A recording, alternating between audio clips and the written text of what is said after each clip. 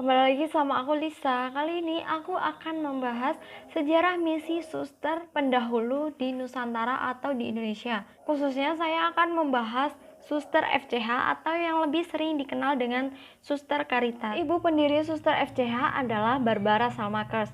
Ia lahir di Belgia pada tanggal 5 September 1797. Ia adalah anak kelima dari 8 bersaudara. Sejak kecil, Barbara Salmakers ini dilatih untuk selalu bekerja keras dan rajin menekuni hidup agamanya. Keadaan dan situasi inilah yang mempengaruhi kepribadian dan perkembangan jiwanya, sehingga beliau tumbuh menjadi seorang yang pemberani, penuh tanggung jawab, sederhana, ulet, berwatak keras, tidak mudah putus asa, dan tidak gentar menghadapi kesulitan hidupnya. Pada usia 29 tahun, tepatnya pada tahun 1826, Barbara mendapat tawaran dari Mother Agustina, seorang pembesar suster-suster Fransiskanes, untuk bekerja di sebuah rumah sakit di Breda, Belanda. Tetapi Barbara harus mengikat diri untuk melakukan karya itu sebagai seorang religius atau sebagai seorang suster. Breda pun menerima tawaran itu dengan baik, dan itulah awal panggilan Allah untuk dirinya. Pada tanggal 8 Juli 1830, Breda Salmakers dan kawan-kawannya menerima nama biara. Breda memilih nama biara Suster Maria Teresia dari Santo Yosef. Jadi nama Breda Salmakers setelah menjadi seorang biarawati adalah Maria Teresia Salmakers. Mother Teresia Salmakers adalah pendiri dari kongregasi Caritas di Belanda. Awal mulanya dirintis di Hajduk, Breda, Belanda. Kemudian memiliki cabang di Oosterhout, Breda, Belanda. Pada tanggal 1 Desember 1834, Oosterhout menjadi biara induk pertama biarawati Caritas. Biara induk ini juga pernah pindah di Stenberg. Kemudian pada tahun 1905, biara induk Caritas pindah di Roosendaal, Belanda. Dan sejak tanggal 1 Desember 1991, cabang kongregasi Suster Caritas Roosendaal di Indonesia menjadi kongregasi mandiri tingkat keuskupan yang berkedudukan resmi di Keuskupan Agung Palembang.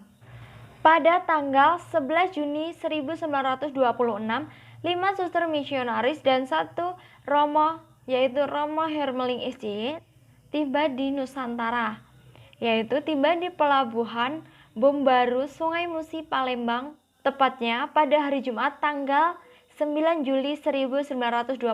Telah menempuh perjalanan kurang lebih 4 minggu.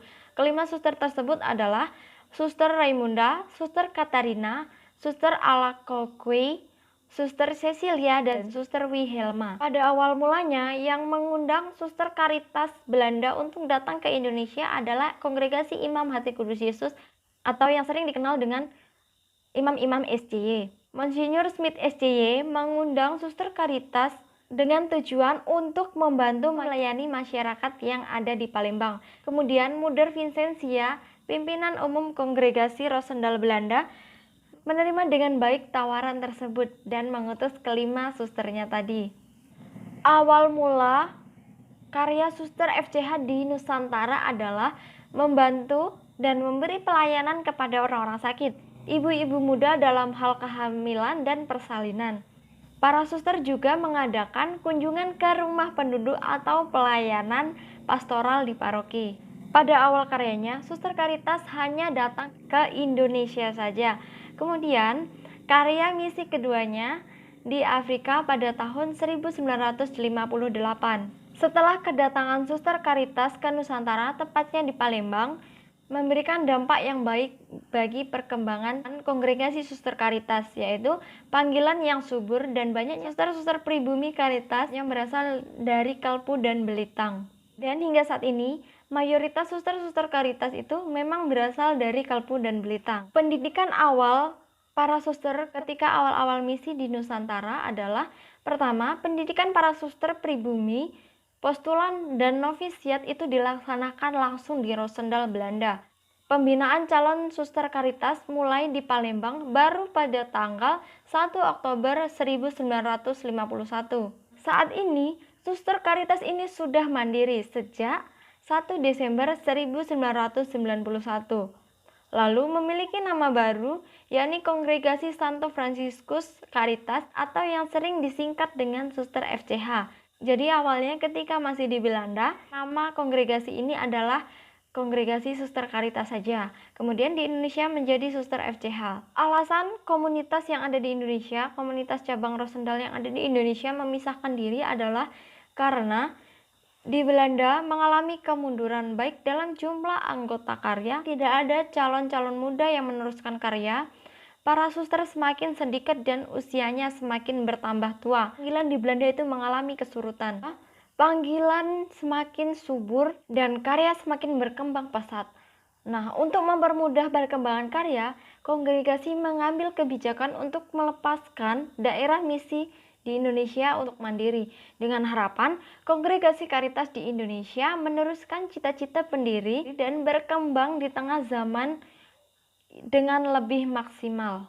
Dari awal karyanya hingga saat ini, Suster FCH ini mengalami banyak perkembangan, yaitu yang tadinya hanya di bidang kesehatan, saat ini sudah berkarya di 5 bidang pastoral. Yang pertama, pastoral kesehatan, kemudian pastoral pendidikan, yang ketiga ada pastoral sosial, yang keempat ada pastoral kategorial, dan yang kelima ada pastoral parokial. Proses perkembangan perjalanan kongregasi FCH di Indonesia ini sangat berkembang pesat.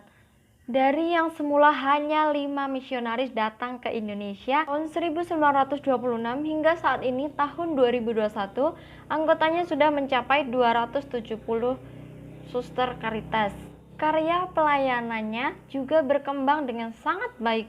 Dari yang hanya di satu rumah saja, sekarang dengan berbagai karya yang tersebar di seluruh Indonesia, bahkan mulai pada tahun 2017 telah bermisi di Suriname, Amerika Latin, dan tahun 2019 memulai komunitas di Roosendaal, Belanda. Saat ini kongregasi FCH memiliki 36 komunitas, 34 tersebar di pulau Indonesia, dan 2 komunitas berada di luar negeri, yakni di Suriname dan di Roosendaal, Belanda. Cara mereka mendampingi komunitas yang berjauh-jauhan ini yaitu dengan kunjungan kanonik, kemudian diadakan retret tahunan, dilakukan Zoom meeting atau webinar dan semacamnya. Kemudian tetap menginformasikan dan memperbarui informasi tentang kongregasi.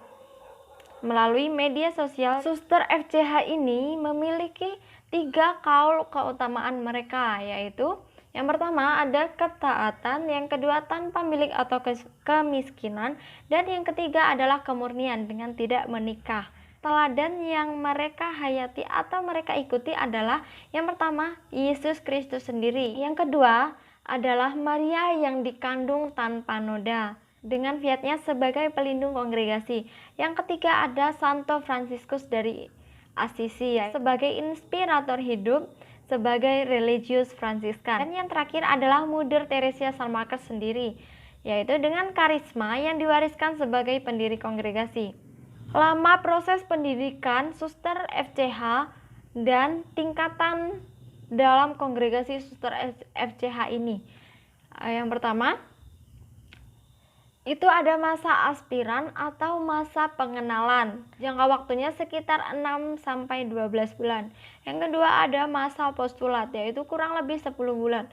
Dan yang ketiga ada masa novisiat. Masa novisiat ini ada 2, yaitu novisiat 1 dan novisiat 2. Novisiat 1 dan novisiat 2 ini masing-masing 1 tahun. Dan yang keempat ada masa juniorat atau profesi sementara dalam kurun waktu 6-9 tahun.